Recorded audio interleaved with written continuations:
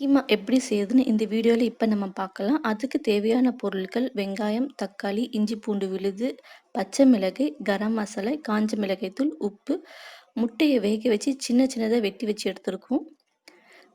எண்ணெய் நல்லா சூடானதும் வெங்காயம் சேர்த்துக்கலாம். நான் 2 பெரிய வெங்காயம் சேர்த்துருக்கேன். சின்ன சின்னதாக வெட்டி வச்சுக்கலாம். அப்போ தான் வெங்காயம் சீக்கிரமாக வதங்கும். பொன்னிறமாக வதங்கியதும் இஞ்சி பூண்டு விழுது சேர்த்துக்கலாம். ரெண்டுத்தையும் நல்லா வதக்கிக்கலாம். பச்சை மிளகாய், தக்காளி சேர்த்துக்கலாம். தக்காளி மீடியம் சைஸ் தக்காளி 2 சேர்த்துருக்கேன். நம்ம எந்த அளவுக்கு பொறுமையாக வதக்குறோமோ அந்தளவுக்கு நல்லா டேஸ்ட்டு கிடைக்கும்.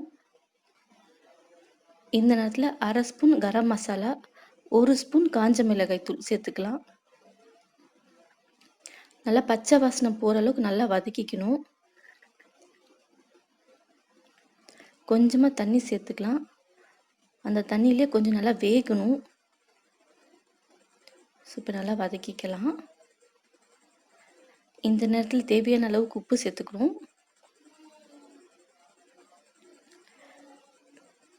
முட்டையை சேர்த்துக்கலாம். சின்ன சின்னதாக வெட்டி வச்சுருக்கேன். நம்ம திருவியும் சேர்த்துக்கலாம், இல்லை இப்படி வெட்டி போட்டு சேர்த்துக்கலாம். எங்கள் வீட்டில் இப்படி செஞ்சால் தான் நல்லா விரும்பி சாப்பிடுவாங்க. அதனால் நான் வெட்டி போட்டு செஞ்சுருக்கேன். கொஞ்சமாக தண்ணி சேர்த்துக்கலாம். இப்போ அதை மூடி வச்சு வேக வச்சுக்கலாம். அப்போ தான் அந்த முட்டையில் மசாலா பிடிக்கும். எக் கீமா ரெடி ஆகிடுச்சு. கடைசியாக கொத்தமல்லி இலையை தூவி விட்டுக்கலாம்.